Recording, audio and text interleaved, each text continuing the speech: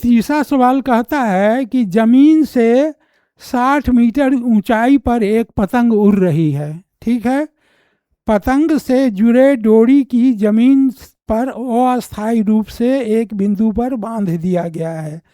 डोरी का झुकाव ज़मीन से 60 डिग्री है। डोरी की लंबाई ज्ञात करें। मान लीजिए कि डोरी में किसी प्रकार का ढील नहीं है।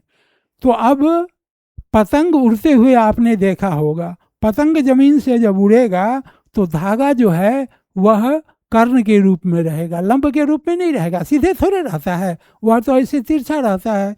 तो कर्ण के रूप में आपको, कर्ण के रूप में 60 मीटर ऊंचाई पर उड़ रही है, ये ऊंचाई दिया हुआ है। तो अब क्या करेंगे, एक पतंग है ज़मीन से 60 मीटर की ऊंचाई पर उड़ रही है। ये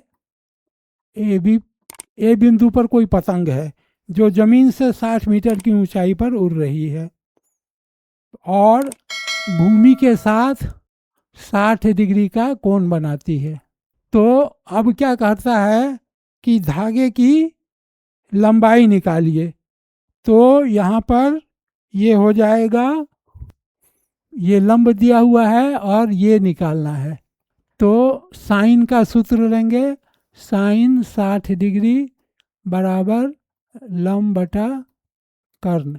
साइन 60 डिग्री बराबर लंब बटा कर्ण। तो लंब का मान दिया हुआ है 60 बटा कर्ण नहीं दिया है, ऐसी लिख देंगे। 60 का मान होता है, 60 का मान आपका होता है √3/2। अब √3 गुना AC बराबर 60 गुना 2। AC बराबर 60 गुना 2 √3। अब अंश और हर से √3 में गुना कर देंगे। 60 गुना 2 √3/3 कट गया। 40 इंटू √3, 40 इंटू √3 आ गया। अब √3 का मान हम लोग जानते हैं 1.732, दोनों में गुना कर देंगे।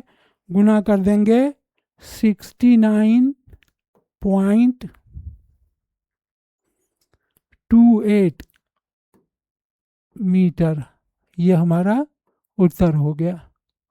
तो बच्चों, आज हमने आपको हाइट एंड डिस्टेंस में, ऊंचाई और दूरी में 3 सवाल बताए और तीनों सवाल आपकी परीक्षा के लिए उपयोगी है।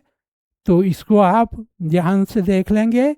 कुछ नहीं करना है, सबका मान भर करके और जोड़ घटाव गुना भाग करना है। असल इसमें चित्र बनाना, जो चित्र आप बनाएंगे उसको ध्यान दे करके प्रैक्टिस कीजिए। मैं बराबर कहता रहता हूँ कि practice makes a man perfect. तो आप प्रैक्टिस करेंगे तो निश्चित रूप से आप अच्छा कर सकेंगे।